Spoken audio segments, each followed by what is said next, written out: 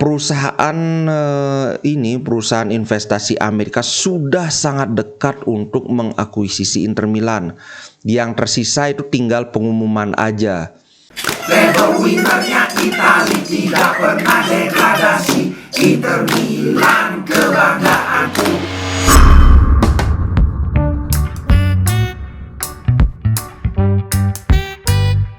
Halo Sobat Ngomin, apa kabar? Kembali berjumpa dengan Ngomin. Oke, sebelum kita membahas update seputar Inter dan juga preview pertandingan, sekarang aku bikinnya preview pertandingan aja, nggak berani bikin prediksi pertandingan karena sudah 2 kali aku bikin prediksi, dua-duanya aku prediksi menang. Lawan Empoli kalah, lawan Sampdoria seri. Aduh, aku nggak mau lagi bikin prediksi pertandingan, nggak mau lagi. Udah sial, udah ini.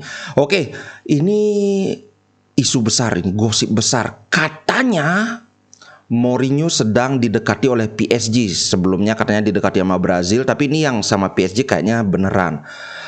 Cuman ini pembicaraan masih di tahap awal aja. Waduh, kalau Mourinho beneran ngelatih PSG, aku bakalan nonton PSG, dan beberapa kali nanti konten Ngomin akan disisipi PSG juga. Aku pengen lihat bisakah Mourinho menjinakkan Mbappe, karena ini aku pernah bilang ya, Mbappe ini orangnya congkak, songong banget, tapi dia punya etos kerja yang luar biasa. Ini beda banget dengan Balotelli. Kalau kawan-kawan lihat bagaimana Mbappe main di lapangan, selalu full spirit, selalu berjibaku, berlari, nggak kelihatan ininya songong-songongnya kayak males gitu, nggak ada. Tapi di luar lapangan barulah.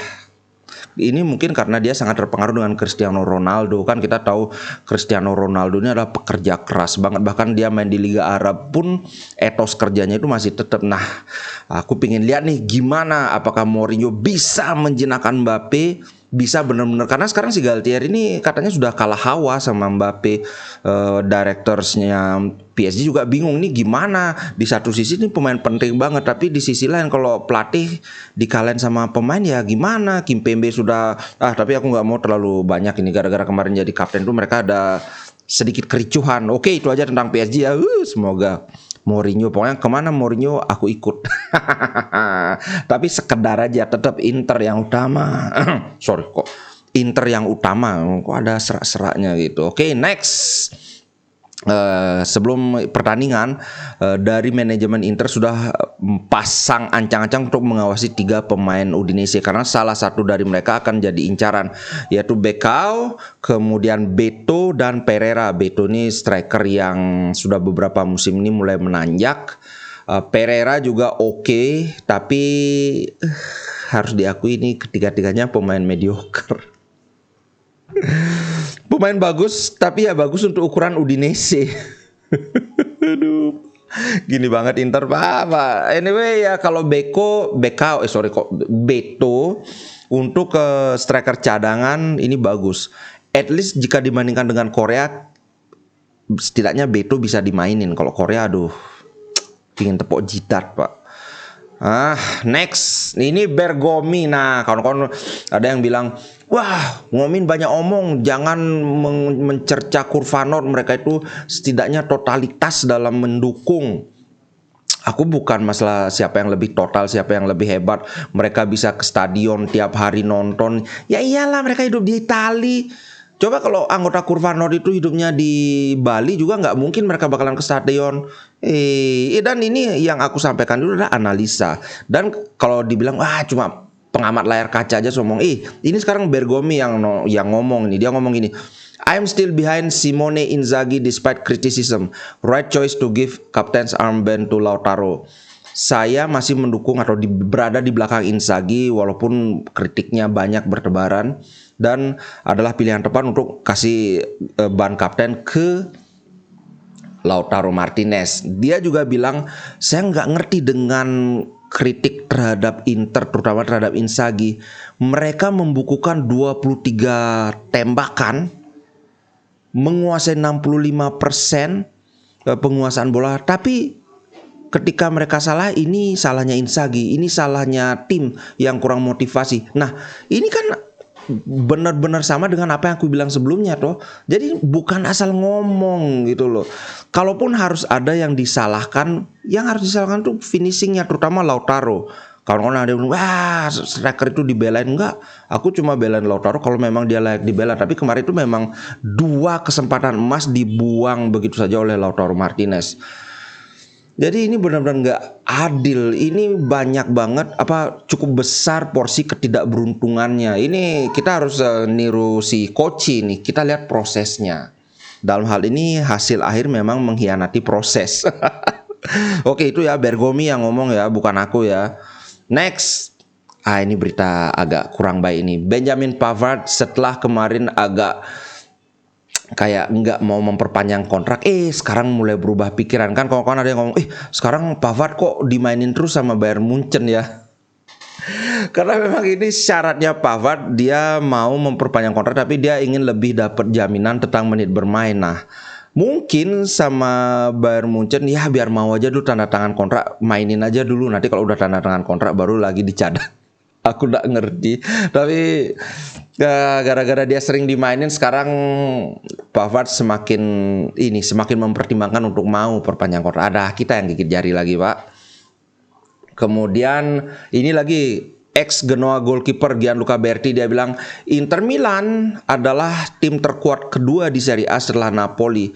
Tapi mereka struggling istilahnya ya, kesusahan itu karena memang mereka kehilangan pemain kunci.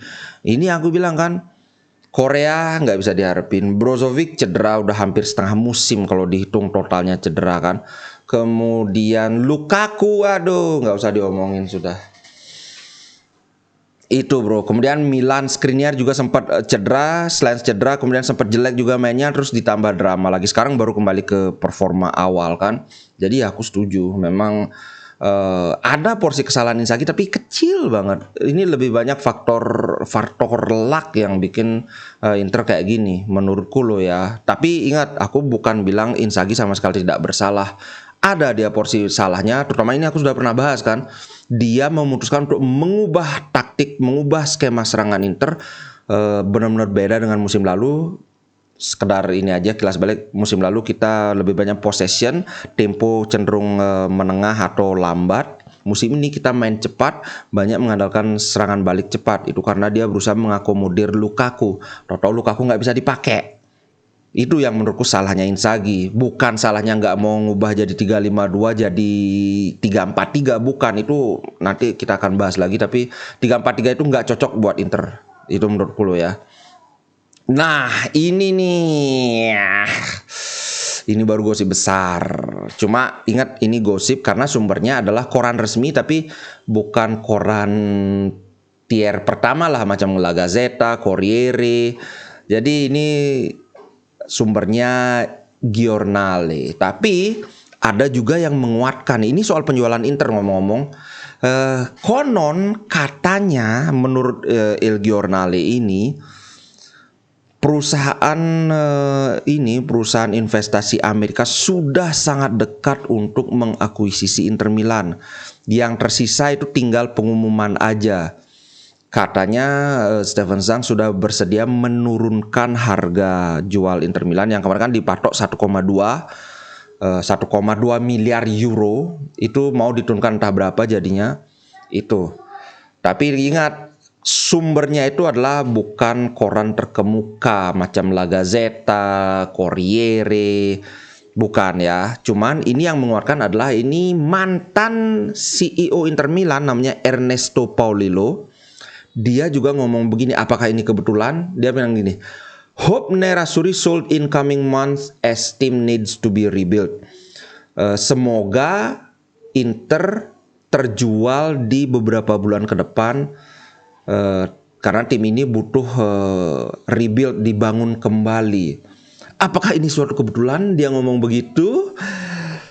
Kita lihat saja, mungkin dalam minggu depan ada berita yang lebih ini lagi. Mungkin koran-koran besar mulai lebih mengendus lagi apa yang terjadi di balik layar. Karena Steven Zhang sih bilang nggak dijual, tapi kenyataannya sekarang sudah jadi rahasia umum bahwa dia sudah minta tolong 2 perusahaan broker untuk mencari pembeli buat Inter Milan kan. Kita lihat gimana nih. Tapi karena ini perusahaan Amerika Serikat, jangan terlalu berharap nanti akan jor-joran kayak duit Arab. Itu lihat tetangga kita, kakak tiri kita Milan, dibeli Tahu-tahu nggak ada apa toh. Sekarang pendukung Milan juga pada kecele kan. Itu aja, kita tunggu nanti, oke? Next. Nah, kita sekarang sudah mulai bahas preview pertandingan Inter lawan Udinese. Akan ada banyak rotasi, itu jelas menurutku, karena pertengahan pekan kita akan lawan Porto. Aku lupa main di kandang apa di tandang, yang jelas itu pertandingan besar, dan menurutku Inzaghi sudah mulai bisa sedikit pragmatis. Dia mulai memikirkan untuk mana yang jadi prioritas, mana yang sekundari. Beberapa pemain inti Inter akan disimpan untuk menjamu Porto. Yang aku dengar kabarnya kencang banget, Lautaro akan disimpan. Jadi kemungkinan besar itu yang main adalah duet Lautaro, Dzeko dan Lukaku. Kemudian Brozovic sudah hampir pasti jadi starter. Gosens ternyata cederanya tidak parah, dia akan tersedia di bangku cadangan, cuma ya Di Marco pasti start.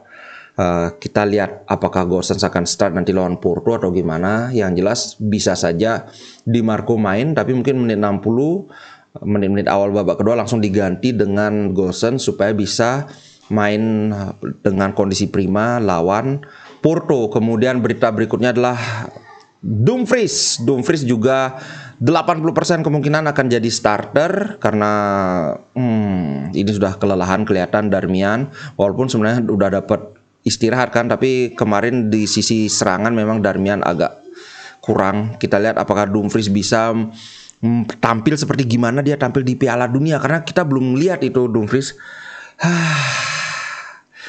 Kalau berita berikutnya adalah De Vrij juga kemungkinan besar akan main, tapi kalau De Vrij ini hampir 90% pasti main. Mungkin Acerbi akan disimpan buat lawan Porto, karena kelihatannya Porto tidak akan tampil sangat menyerang. Jadi Acerbi ini kan lebih bagus daripada De Vrij dalam build up serangan kan.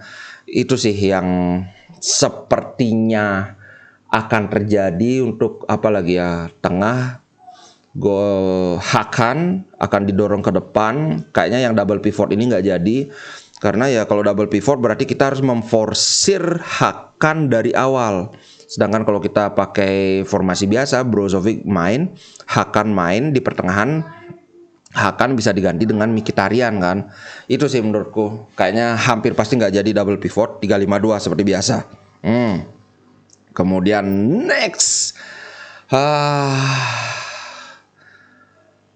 kalau kita lihat Serie A table antara Inter dengan Udinese ada di peringkat 8, tapi nilainya itu 30, dan mereka sangat termotivasi untuk kembali ke persaingan memperebutkan 4 besar, karena mereka sangat ingin tampil di Liga Champions musim depan. Gila, motivasinya gila, ini ambisinya gila. Thiago Motta juga, karena Thiago Motta ini kan mantan pemain Inter yang punya mental juara. Dia nggak peduli apakah saya klub menengah, pokoknya ingin tampil di Liga Champions. Jadi ini berat, dan Inter terbukti lawan Sampdoria karena pelatihnya mantan pemain Inter kesusahan kan. Jangan-jangan ini lawan Udinese bisa sama, semoga tidak kejadian. Dan seperti yang bilang, aku nggak berani bikin prediksi, aku bikin preview aja. Pertandingan terakhir Udinese itu 5 pertandingan terakhir seri kalah, seri menang, kalah. Sedangkan Inter seri menang, kalah, menang. Kalau di sini sih memang kelihatan lebih baik ya, tapi Udinese ini kita pertemuan pertama kalah. Apakah ini saatnya kita balas dendam? Semoga. Pokoknya kemarin aku bikin perkiraan 2 pertandingan itu kita dapat poin penuh 6 poin. Tahu-tahu yang lawan Sampdoria yang penghuni lembah justru kita tersandung. Sekarang di atas kertas Udinese jelas lebih kuat daripada Sampdoria. Apalagi di tengah Inter harus rotasi pemain karena siap-siap akan lawan Porto. Maknyus gitu, tapi tetap kita dukung. Dan tentu saja seperti biasa live reaction dong. Kita sambil ngobrol, sambil nonton, sambil dengerin komentator ala-ala. Oke, itu dulu untuk konten kali ini. Sampai jumpa. besok dini hari. Ciao guys. Inter Milan di dadaku, biru hitam warna darahku. Treble winnernya Itali, tidak pernah degradasi. Inter